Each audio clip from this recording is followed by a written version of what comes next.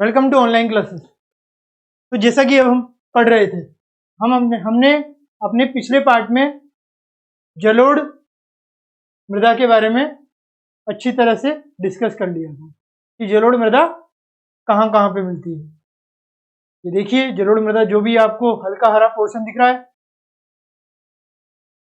राजस्थान में भी, गुजरात में भी, यूपी, ये हमारे बांग्लादेश, ये हमारे वेस्ट बंगाल में, मतलब पश्चिम बंगाल, ब्रह्मपुत्रा के उधर, मतलब आसाम के उधर, और हमारे ये जो पूर्वी तटीय क्षेत्र है, उड़ीसा हो गया, ये तो यहाँ पे ब्रह्मपुत्र, सॉरी यहाँ पे जो है महानदी, कृष्णा, गोदावरी, कावेरी, तो उसके आसपास। तो इस तरीके से हमने जलोढ़ के बारे में बात कर ली। ये हमने पिछले पार्ट में पढ़ा था, और जलोढ़ के दो पार्ट्स भी पढ़ लिए थे। तो क्या थे? एक तो था पुराना जलोढ़ बांगर, और दूसरा नया जलोढ़ खादेर। इसमें तो कंकड़ ज्यादा होते हैं, इसमें कम कंकड़ होते हैं। ठीक है, ये हमने पढ़ चुके। आज हम इस पार्ट में क्या पढ़ेंगे? पार्ट 6।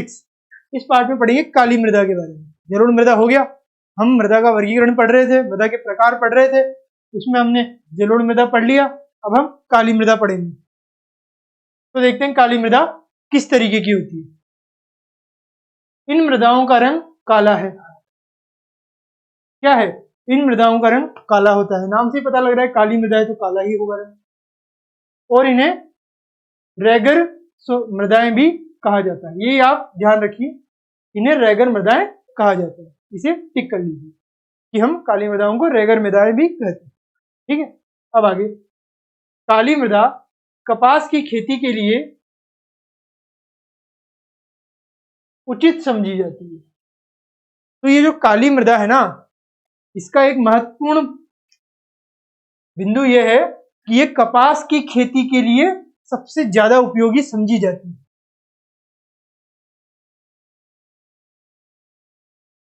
इस तरीके की काली मृदा होती है, जैसे बीच बीच में देखिए। तो ये कपास की खेती जो होती है ना, कपास, कॉटन, कपास होता है कॉटन, उसकी खेती करी जाती है इस काली मृदा में। ये आपको ध्यान रखना। और काली कपास मृदा के नाम से ही इसे जाना जाता है। और इसी वजह से, क्योंकि ये कपास को सबसे ज्यादा उपयोगी तरह से खेती करने के लिए यूज की जाती है, इसलिए इसे काली कपास मृदा भी बोला जाता है। यह माना जाता है कि जलवायु और जनक शैलों ने काली मृदा के बनने में महत्वपूर्ण योगदान दिया है। कि जलवायु जो होती है ना, हमारा क्लाइमेट जो है, उसने एक महत्वपूर्ण योगदान दिया है काली मृदा के बनने में। इस प्रकार की मृदाएं दक्कन पठार, दक्कन पठार मतलब डेक्कन प्लेट्यू, पठार बताया था मैंने आपको, प्लेट्यू इस तरीके का ये पठार होते हैं हमारे। तो इस तरीके दक्कन पठार जो है, वहां पे इस तरीके की चीजें होती हैं। ठीक है, तो वहां पे इस तरीके की चीजें होती हैं। बेसाल्ट जिसे कहते हैं, क्षेत्र के उत्तर पश्चिमी भागों में पाई जाती है और लावा जनक शैलों से बनी है। अब हम देखते हैं ये क्या बता रहा है कि दक्कन पठार में ये उत्तर पश्चिम भाग में ये पाई जाती है। देखते हैं इसको, देखिए ये हमारा भारत का मैप है। अब इसमें काली मृदा, ये हल्के जो गहरे, जिस सलेटी रंग में आपको दिख रही है, ग्रे कलर सलेटी रंग, उसमें ये काली मृदा बताई गई है। तो कहाँ है? ये देखिए, ये जो भाग दिया हुआ है ना आपको, ये हमारा दक्कन पठार है, और इसे यहां पे मिलती है। ये देखिए, उत्तर पश्चिम भी बोला गया है। उत्तर कहाँ है? उत्तर ये रहा, पश्चिम ये रहा, तो उत्तर पश्चिम वहीं पे है। तो ये हमारा दक्कन पठार हो गया। ठीक है, ये हमारा क्या हो गया? ये हमारा दक्कन पठार हो गया, काली मृदा हो गई। अब हम देखते हैं आगे। ये तो हमने देख लिया कि इस तरह से पाई जाती है, और कई छोटे छोटे भागों में भी है। यहाँ पे देखिए कई छोटे छोटे भागों में, ये देखिए छोटे छोटे टुकड़ों में कई कई जगहों में मिलती है। यहाँ पे गुजरात में भी मिलती है, छोटी छोटी जगहों पे जो है मिल रही है। तो देखिए नीचे तक जा रही है, तो टुकड़ों में ही मिल रही है। अब ये मृदाएं महाराष्ट्र, सौराष्ट्र, मालवा, मध्य प्रदेश, छत्तीसगढ़ के पठार पर भी पाई जाती है। देखा हमने टुकड़ों में पाई जा रही है। और दक्षिण पूर्वी दिशा में गोदावरी और कृष्णा नदियों की घाटियों तक फैली है। हमने देखा छोटे छोटे टुकड़ों में यहाँ पे भी मिलती है। ठीक है, तो ये हमारा हो गया कि कहाँ कहाँ पे मिलती है काली मृदा, और इस तरीके की काली मृदा होती है। अब सब देख लीजिए ध्यान। कपास की खेती होती है इस तरीके की मृदा। अब काली मृदा बहुत महीन कण अर्थात मृत्तिका से बनी होती है। ठीक है, ये पृत्तिका इस तरीके की है कि वहां से बनी होती है, ये महीन कणों से बनी होती है। देख रहे हो आप, महीन कणों से। इनकी नमी धारण करने की क्षमता बहुत होती है। इनमें जो नमी है ना, उनको धारण करने की क्षमता बहुत ज्यादा होती है। तो ये बहुत ज्यादा नमी अपने ऊपर धारण करके, नमी मतलब पानी जो है अपने ऊपर धारण करके रखते हैं।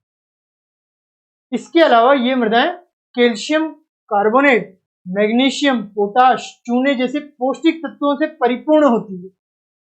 तो इसमें कितने सारे पोषक होते हैं ये आपको यहां से पता लग रहा है। यहाँ पे मैग्नीशियम भी है, पोटाश भी है, चूना भी है, ये सारे पोषक मिलते हैं हमको यहाँ पे।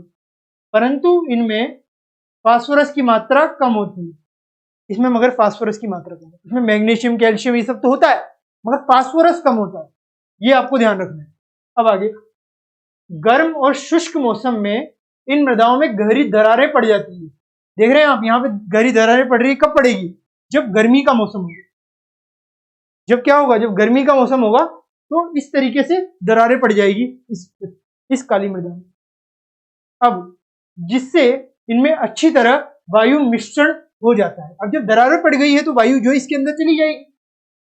गीली होने पर ये मृदाएं चिपचिपी हो जाती है। अब जब मैंने बताया नमी जो है ये अच्छी तरह से अपने आप को बंद करके रख सकती है, जब पानी आएगा तो ये चिपचिपी हो जाएगी और इनको जोतना मुश्किल होता है, क्योंकि ये चिपचिपी होती है तो इनको जोतना जो है थोड़ा मुश्किल हो जाता है। इसलिए इसकी जुताई मानसून प्रारंभ होने की पहली बौछार से ही शुरू कर दी जाती है, क्योंकि इनको जोतना आसान नहीं होगा। अगर ये ज्यादा नमी अपने ऊपर धारण करने की इनमें जो शक्ति है वो उसका यूज कर लेगी, तो हमें जैसे ही बारिश होती है वैसे ही इसको जोतना स्टार्ट कर देना है, प्रारंभ कर देना है। अगर हमने बाद में किया तो ये चिपचिपी हो जाएगी और फिर उसके बाद हमें इनको जोतने में मुश्किल होगी। जोत तो सकते हैं मगर मुश्किल होगी, समय ज्यादा लगेगी। इस वजह से पहले से ही शुरुआत कर देनी चाहिए। तो इस तरीके की हमारी हो गई क्या? काली मृदा।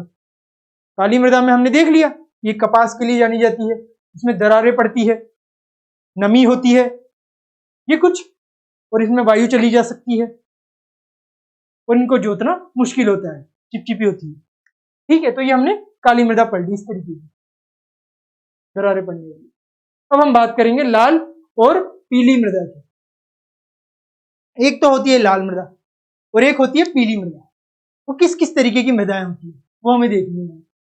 देखिए, लाल और पीली दोनों साथ में देखते हैं। तो लाल मृदा दक्कन पठार के पूर्वी और दक्षिणी हिस्सों में रेवेदार आग्नेय चट्टानों पर कम वर्षा वाले भागों में विकसित हुई है। देखते हैं भाई लाल और पीली मृदा कहाँ पे बनी है। ये देखिए, वापस से हमारे भारत के मैप पे आ जाइए, मृदा के प्रकार के मैप पे। तो इसमें देखिए काली मृदा ये रही जो हमारी हो चुकी है। अब लाल और पीली मृदा ये देख रहे हैं आप, इस तरीके से पिंक पोर्शन में कहां कहां आपको दिख रही है, जितनी भी जगह वहां पे है आपकी लाल और पीली मृदा। ये देखिए, यहाँ पे है, यहाँ पे है, यहाँ पे है, और इधर देखिए हमारे जो उत्तर पूर्वी क्षेत्र है वहां पे भी है। तो यहाँ पे ये देखिए, यहाँ पे भी थोड़ा बहुत। तो इन सब जगहों पे हमारी जो है लाल और पीली मृदा पाई जाती है।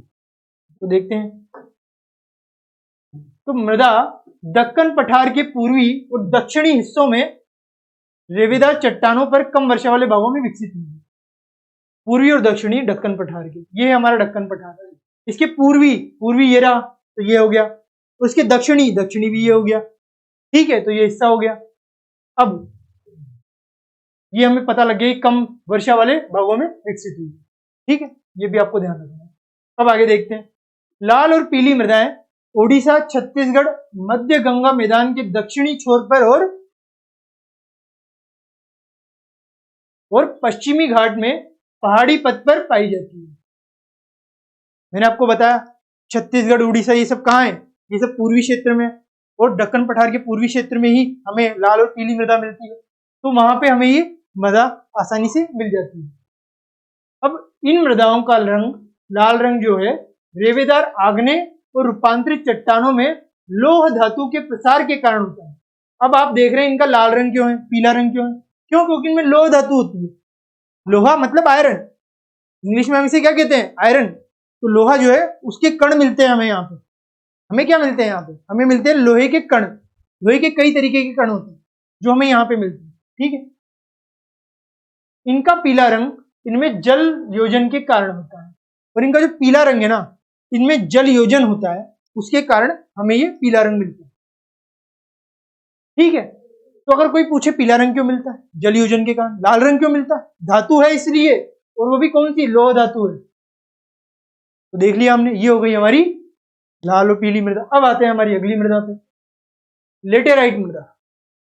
अब क्या है, लेटराइट मृदा। तो लेटराइट मृदा किस तरीके की होती है ये हमें देखना है। ये देखिए इस तरीके की मृदा होती है लेटराइट मृदा, देख रहे हैं आप। अब हम इसे एक बार स्टडी कर लेते हैं। देखिए, लेटेराइट शब्द ग्रीक भाषा के शब्द लेटर से लिया गया है। तो इसकी उत्पत्ति जो है ग्रीक भाषा के शब्द लेटर से हुई है, जिसका अर्थ क्या होता है, ईट। अर्थ क्या होता है इसका, ईट होता है। देखिए आप, ईंटों जैसी आकृतियां हैं, ईट जैसे मजबूत है। लेटेराइट मृदा उच्च तापमान, मतलब बहुत ज्यादा गर्मी वाला जो तापमान है वो, अत्यधिक वर्षा वाले क्षेत्रों में विकसित होती है। एक तो जहां पे बहुत ज्यादा उच्च तापमान हो और जहां पे बहुत ज्यादा वर्षा हो, वहां पे ये विकसित होती है।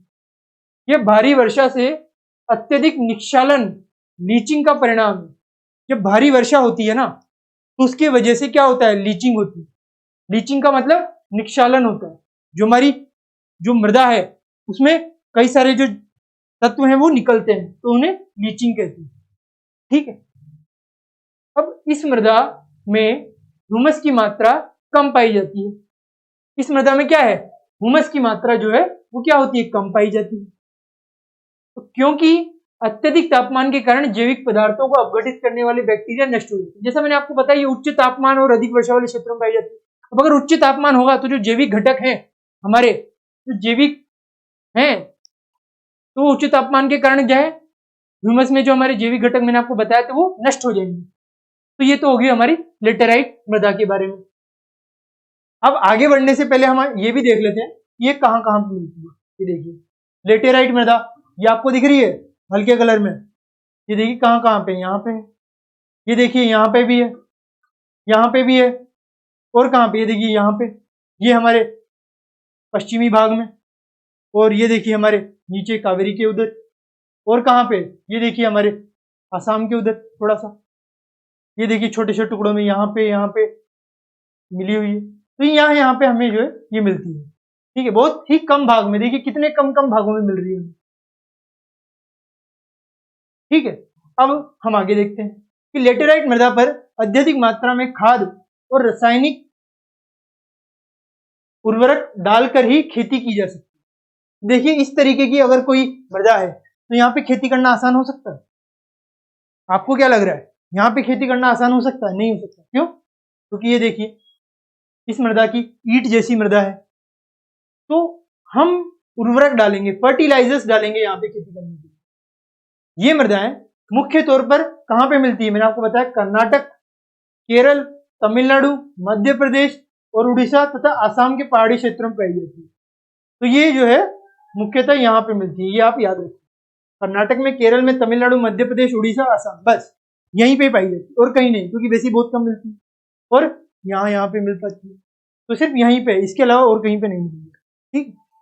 अब आगे देखते हैं, मृदा संरक्षण की उचित तकनीक अपनाकर इन मृदाओं पर कर्नाटक, केरल और तमिलनाडु में चाय और कॉफी उगाई जाती है।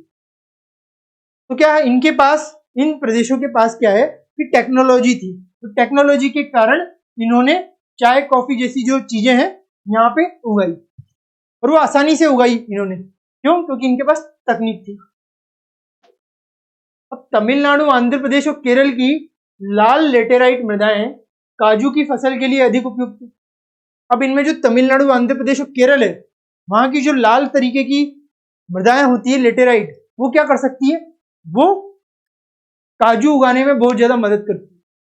तो ये एक आपका महत्वपूर्ण बिंदु हो गया कि ये काजू उत्पादन में भी सहयोग करती है, लाल लेटेराइट मृदाएं, जो इन 3 जगहों में मिलती है, ठीक है। तो ये होगी हमारी लेटेराइट मृदा। समझने में आया सबको? आपसे पूछ सकते हैं कि लेटराइट मृदा क्या होती है, बताइए, तो आप इस तरीके से बता सकते हैं। ठीक है, अब आगे देखते हैं। अब अगली मृदा है मरुस्थली मृदा। अगली मृदा क्या है? अगली मृदा है हमारी मरुस्थली मृदा।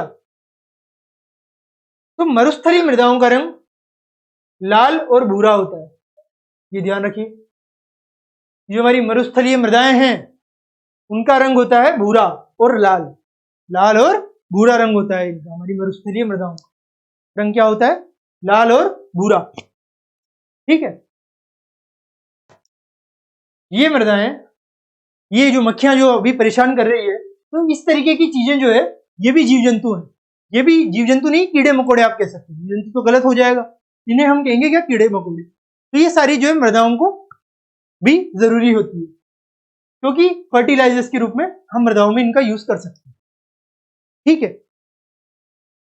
तो हमारे सामने जितनी भी चीजें हैं, चाहे वो कीड़े मकोड़े हों, ये मक्खियां हों, मच्छर हो, इस तरीके की चीजें जो है वो हमारी मृदाओं को कई तरीके के पोषण देती है जो हमें पता नहीं होती। और ये जो मरुस्थलीय मृदाएं हैं ये लाल और भूरे रंग की होती है, ये आपको याद रखना है। अब ये मृदाएं आमतौर पर रेतीली और लवणीय होती है, इनमें लवण, अलग अलग तरीके के लवण होते हैं। रेतीले, रेत भी होती है यहाँ पे। ठीक है, और कुछ क्षेत्रों में नमक की मात्रा इतनी अधिक है कि झीलों से जल वाष्पीकृत करके खाने का नमक भी बनाया जाता है। तो जो मरुस्थलीय मृदाएं हैं वहां पे नमक की जो है बहुत ज्यादा मात्रा मिलती है। तो ये जो आपकी मरुस्थलीय मृदाएं, यहाँ पे क्या मिलता है?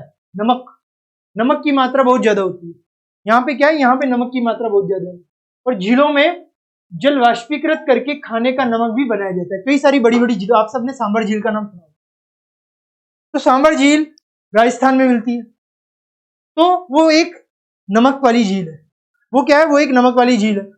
अब नमक वाली झील है तो वहां नमक ज्यादा मिलता है, तो इस तरीके की झील में वो आ जाती है, वहां से खाने का नमक हम बना सकते हैं। तो शुष्क जलवायु और उच्च तापमान के कारण जल वाष्पन दर अधिक है और मृदाओं में ह्यूमस और नमी की मात्रा कम होती है। इसमें जो है ह्यूमस और नमी कम है और तापमान ज्यादा है, तो जल वाष्प तो बढ़ेगा, तापमान ज्यादा है, मगर ह्यूमस और नमी जो है कम है। अब देखिए हम आगे, इस तरीके की होती है मरुस्थलीय मृदा, आपको राजस्थान में कई जगह पे मिलेगी। तो मृदा की सतह के नीचे कैल्शियम की मात्रा बढ़ती चली जाती है। तो जब नमक होगा तो कैल्शियम की मात्रा जो है अपने आप बढ़ेगी, सीधी सी बात। तो कैल्शियम की मात्रा जो है यहाँ पे मृदा की सतह के नीचे बढ़ती जाती है और नीचे की परतों में चूने के कंकर की सतह पाई जाती है। और जो नीचे की परतें होती है ना इसकी, इसमें चूने की कंकर की सतह पाई जाती है, मतलब कंकर पाए जाते हैं आपको चूने की, इसकी नीचे, इस मरुस्थलीय मृदा के नीचे। इसके कारण मृदा में जल अंततः संघनन अवरुद्ध हो जाता है। तो जल जो है अवरुद्ध हो जाता है, क्यों? क्योंकि हमें चूने के कंकर पत्थर मिलते हैं, तो उस वजह से जो है जल है वहां पे रुक जाता है, अवरुद्ध हो जाता है, नीचे नहीं जा पाता। इस मृदा को सही तरीके से सिंचित करके कृषि योग्य बनाया जा सकता है। नीचे नहीं जा पाता, मगर हम अच्छी तरह से सिंचाई करें तो उन चूने पत्थरों को भी तोड़ के हम अच्छी तरह से सिंचाई करके इनको कृषि योग्य बना सकते हैं। ठीक है, जैसा कि पश्चिमी राजस्थान में आज के समय हो रहा है। आप सब जानते हैं राजस्थान में ज्यादातर रेगिस्तान होते हैं, इस तरीके की नमक वगैरह की चीजें होती है, तो वहां पे उन्हें कृषि योग्य बनाने के लिए ज्यादा अगर अच्छी सिंचाई कर दें तो बनाया जा सकता है। ठीक है, तो इस तरीके की जो है हमारी मरुस्थलीय मृदा हो गई, ये आप इससे आपको समझने में आ जाएगा। ठीक है, अब ये जो मरुस्थलीय मृदा है जो मैंने आपको बताई है, इनको मैं भी आपको मैप में बता देता हूँ कि कहाँ कहाँ पे इस तरीके की मिलती है। ये देखिए, ये हो गई हमारी मरुस्थलीय मृदा है। शुष्क, शुष्क या मरुस्थलीय जो भी आप बोल दीजिए। ये देखिए राजस्थान, राजस्थान में मिलती है इस तरीके की मृदा। ये कहाँ पे मिलती है? राजस्थान में। ये जो दिख रही है ना आपको, इस तरीके की मृदाएं जो है हमें राजस्थान में ही मिलती है, और जगहों पे नहीं मिल रही है, सिर्फ राजस्थान में ही मिल रही है, तो हमारे लिए एक्सेप्शन की तरह। ठीक है, मरुस्थलीय मृदा, और जिसे हमने जो मैप देखा था उसमें शुष्क मृदा के नाम से बताया गया। अब शुष्क मृदा और मरुस्थलीय मृदा एक ही मृदा है, तो आपको इसमें परेशान होने की कोई जरूरत नहीं है, और ये सिर्फ राजस्थान के उधर ही मिलती है और कहीं नहीं मिलती। तो आपको मरुस्थलीय मृदा में सबसे आसान है ये सिर्फ राजस्थान में मिलती है, मैप में बार बार देखने की जरूरत नहीं है। अब है वन मृदा, जो वनों में मिलती है। अब देखते हैं, तो ये मृदाएं आमतौर पर पहाड़ी और पर्वतीय क्षेत्रों में पाई जाती है। कहां पे? पहाड़ी और पर्वतीय क्षेत्रों में ये मृदाएं पाई जाती है। अब देखते हैं हम, अगर हम इस मैप से देखें तो ये देखिए, ये क्या पे है? पर्वत और वन क्षेत्र। ये हमारा जम्मू एंड कश्मीर, लद्दाख, अक्साई चिन, हिमाचल प्रदेश, उत्तराखंड। तो यहाँ पे पर्वतीय क्षेत्र बहुत ज्यादा होते हैं, इस वजह से यहाँ पे जो है हमें पर्वत और वन मृदा मिलती है। अब इधर देखिए, ये हमारा सिक्किम है। सिक्किम में भी कई तरीके के आपको पर्वत मिलेंगे। यहाँ पे जो ठंडे तरीके के पर्वत, बर्फ के पर्वत मिलते हैं। और यहाँ पे ये देखिए अरुणाचल प्रदेश। अरुणाचल प्रदेश में भी आप सब जानते हैं कई तरीके के पर्वत होते हैं जो बर्फ से ढके होते हैं। तो ऐसी जगह है जहां पे पर्वत वगैरह हमें मिलते हैं, वो भी बर्फ से ढके हुए इस तरीके के, वहां पे हमें क्या मिलती है? वहां पे हमें वन मृदा मिलती है। तो वन मृदा क्या है? पहाड़ी और पर्वतीय क्षेत्रों में पाई जाती है, जैसा हमने अभी देखा। तो जहां पर्याप्त वर्षा वन उपलब्ध है, यहाँ पे पर्याप्त वर्षा वन उपलब्ध है। उत्तराखंड की बात आप सबको जानते होंगे, उत्तराखंड में भी इस तरीके के ही है। इन मृदाओं के गठन में पर्वतीय पर्यावरण के अनुसार बदलाव आता है। तो इन मृदाओं के गठन में क्या है? पर्वतीय पर्यावरण के अनुसार बदलाव। जैसे जैसे पर्यावरण बदलेगा, इनकी जो प्रॉपर्टीज हैं, इनके जो गुण हैं, वो भी बदलते जाएंगे। इनके जो गठन है उसमें भी अलग तरीके की चीजें होगी। तो नदी घाटियों में ये मृदाएं रोबुट और सिल्टेदार होती है। क्या होती है? सिल्टेदार। ये नदी घाटियों की जो प्रत्यय है, नदी घाटियों में जो है ये मृदाएं रोबुट और सिल्टेदार होती है। क्या है कि जैसे कि नदी है, नदियां जो है मृदा से निकलती है। तो ये वन मृदा जो है, वहां पे आप जानते हैं पहाड़ होते हैं, तो पहाड़ों से नदियां निकलती है ना, तो नदियां निकलने की वजह से ये सिल्टेदार रूप में आती है, क्योंकि नदियां जो है अपने अपने रास्ते बनाती है, पहाड़ों के कोनों में से निकलती है। जो पहाड़ होते हैं उनके कोनों में से निकल के नदियां रास्ते बनाती है, तो इस वजह से सिल्टेदार हमें मिलती है। परंतु ऊपरी ढालों पर इनका गठन मोटे कणों का होता है। मगर ऊपर तो मोटे हैं, नीचे आते आते तो पतले हो जाते हैं, बट ऊपर क्या होंगे? ऊपर तो मोटे ही होंगे। तो मोटे कणों का होता है ऊपर। हिमालय के हिमाच्छादित क्षेत्रों में इन मृदाओं का बहुत अपर्दन होता है। इस तरीके से जो सिल्टेदारों के अपर्दन होता है, नीचे गिरती है, और ये अधिसिलिक मतलब एसिडिक होती है तथा ह्यूमस रहित होती है। इसमें ह्यूमस नहीं है। क्या होते हैं? ह्यूमस इसमें मिलता ही नहीं है, ये आपको ध्यान रखना है। मैंने बताया था टॉप लेयर में होता है ह्यूमस, वो यहाँ पे नहीं मिलता। क्यों? क्योंकि इसका टॉप लेयर में तो इस तरीके की चीजें होती है, तो कहां से मिलेगा हमें ह्यूमस? इस वजह से नहीं मिलता। अब नदी घाटियों के निचले क्षेत्रों, विशेषकर नदी, सोपानों और जलोढ़ पंखों आदि में ये मृदाएं उपजाऊ होती है। अब आपने जलोढ़, मैंने जलोढ़ अभी आपको बताया कि भाई जलोढ़ जो है मृदा होती है। तो जलोढ़ मृदा में अगर इस तरीके की नदियां जो है इस तरीके की मृदा को लेकर जाती है, तो क्या हो जाता है? उपजाऊ हो जाता है। क्योंकि नदियां हैं, नदियां पहाड़ों से ही तो निकलती है, क्योंकि पहाड़ों से निकल के वो अपने रास्ते अलग अलग बनाती है। अब क्योंकि ग्लेशियर पिघलते हैं, तो ग्लेशियर पिघलने की वजह से जो नदियां हैं वो बन के अलग अलग दिशाओं में जाती है पहाड़ों के ऊपर से। तो इस कारण से ऐसी मृदाएं जो है उपजाऊ हो जाती है, क्योंकि अगर पानी मिलेगा तो उपजाऊ तो जरूर होंगे। और क्योंकि यहाँ पे ग्लेशियर वगैरह और यहाँ पे टेम्परेचर भी कम होता है, तो इस वजह से ये उपजाऊ हो जाती है। ठीक है, अब ये हो गया हमारा वन मृदा। मैंने आपको बता दिया पहाड़ी क्षेत्रों में मिलते हैं, जम्मू कश्मीर, अक्साई चिन, उत्तराखंड, हिमाचल प्रदेश और हमारे अरुणाचल प्रदेश, सिक्किम तक में ये मिलती है, और बाकी कहीं पे नहीं मिलती। जहां जहां पहाड़ है वहां वहां वन मृदा मिलेगी। तो ये होगी हमारी वन मृदाएं। अब हमारा अगला टॉपिक क्या है, ये देखिए। अगला टॉपिक है मृदा अपरदन और संरक्षण। तो हम आगे किसकी बात करेंगे? आगे बात करेंगे मृदा अपरदन की और संरक्षण की। किस तरीके से जो हमारी सॉइल है वो इरोड कर रही है। इरोड मतलब उसका अपरदन हो रहा है, सॉइल जो है वहां से उड़ रही है। एक सॉइल एक जगह से दूसरी जगह पे कैसे उड़ती है? मैंने आपको बताया था, रिवर्स आती है उड़ा के ले जाती है, हवा आती है उड़ा के ले जाती है। तो इस तरीके की चीजें जो है अब मृदा अपरदन का कारण बनती है, वही हम यहाँ पे देखने वाले हैं। चलिए देखते हैं, और फिर संरक्षण के भी कुछ उपाय देखेंगे। तो इस तरीके की चीजें हम आगे देखने वाले हैं। ठीक है,